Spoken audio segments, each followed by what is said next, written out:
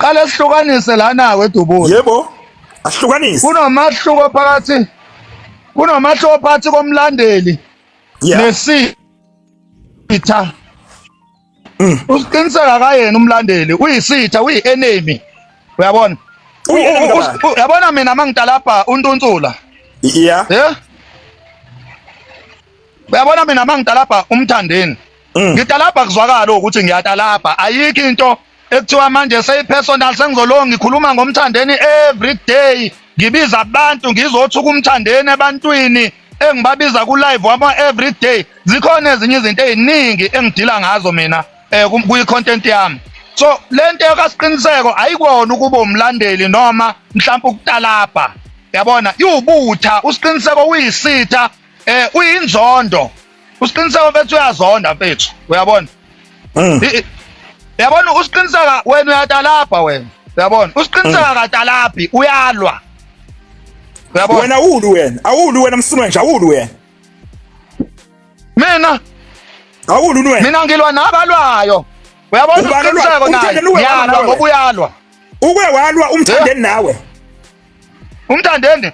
Sangana ubusuku nemini umakithi nje ifana nani usiqiniseko. Uyabona lento abeboshelwe yona usiqiniseko vele usayisiboshwa ngoba udedelwe nje ngoshwele ukuthi akahamba yolungisa izinto zakhe. Vele nje leyanja isaboshiwe. Uyabona usiqiniseko uboshelwe ukuba nenzondo eserious. Uyabona? Ngesilungu bathi le case yakhe i-deformation of character. Usiqiniseko nje akayena umlandeli ngoba thina abalandeli siyatalabhana thina. Uyabona omgibe bayatalabha, nina niyatalabha. Uyabona ziningi insizwa nje ezitalabhayo. Usiqiniseka katalaphi uyalwa. Uyabona lento ekuthiwa ukubulala umuntu ephila. Yilento eyenziwa usiqiniseko uyambulala ukhuzana. Oshaliyato leyana yo wayithinta lo ndaba.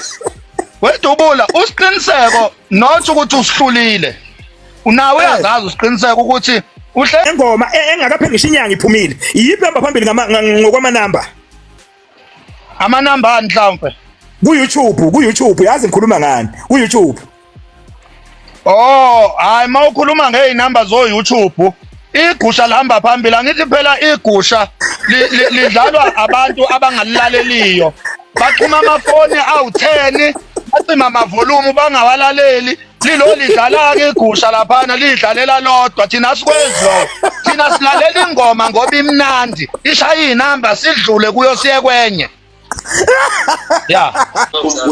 Ngiboshiwe wemzala sengiboshiwe nami bangibophele ukuthi ngiboshwe umgodi lapho ngibophele ukuthi mfowethu akafuni ngikhulume ngawe la ku TikTok.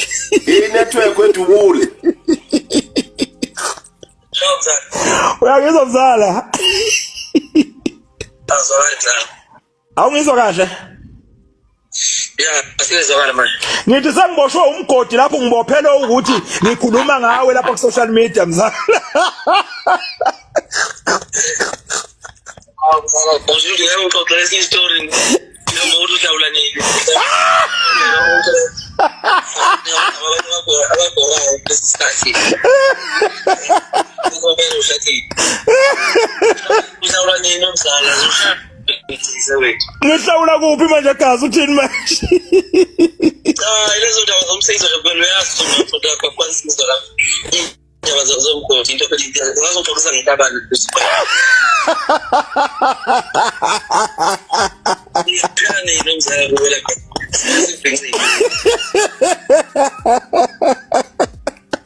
Hayi sabe mzala ngiyakuzwa mfowethu izosha amaduze gazi lami izosha mzala. Usibeka mfowethu zokuphinxisa sibabheke masinankinga sifika ngisho uphi. Ikhona isikhepe khona ubhovu. Awusuka mathanda. Hayi wamzala kulungile gazi lami kulungile mzala ngoba ngiyazi ubhizi K. Okay ngane kwethu. Yazana. Khohlwani bafana. Ayikhohlwani bafana. Ngeke ngenza ukuthi kuyona ke eChef the Soul TV News. If you're new, please don't forget to subscribe to this channel. Don't forget to like this video. Don't forget to share the video as well. So bafethu la ngeniphathela udaba la oluthinta kakhulukazi ke luthinta ke kakhulukazi ke usiqiniseko la ngicabanga ukuthi kuye lo mfethu ophinde ke aziwe ngodubula lapha ya ku TikTok. nakhona-ke ko-Facebook. Le ndoda iyakhuluma nayo, yabo. Ngiye ngiyibona ukuthi-ke ibona abantu abaningi abakhwazayo nje, abakhulumayo, nayo inalo ukuthi-ke iyikhulumele nje, ikhuluma impela nje, uze ukuthi hayi kuyakhulunywa la, wow. So iye yafona-ke, ifonela-ke yena-ke uMthandeni. uMthandeni uwumuntu-ke ngaso sonke isikhathi uma kuzokhulunywa izinto umuntu ongazwani nokuthi-ke loku eyifaka kwipolitiki kaMaskandi, noma-ke ekhomba ukuthi-ke ayi yena akasayingeni indaba yepolitiki kaMaskandi. Kodwa recently lo mfo lo siyakhumbula futhi bake banengxoxo lapha no-Max, uMax lo abajwayele ukuthi naye akaphilile ekhanda.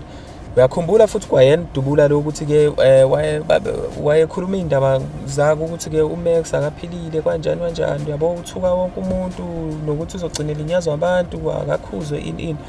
Yabo nje yonke lento abasuke beyenza. Okay fine-ke, vele-ke abantu bayakudinga lokho, this is part of entertainment, of which-ke akufisi ukuthi-ke kugcine kubonakala mhlawumbe abanye abantu belimala noma belinyazwa, njengoba kwagcine kwenzeka khona lo mfowethu abagcine bemshaya ngamatshe wara ngenxa y'ndaba-ke naye ethe ukuhluka, yabo.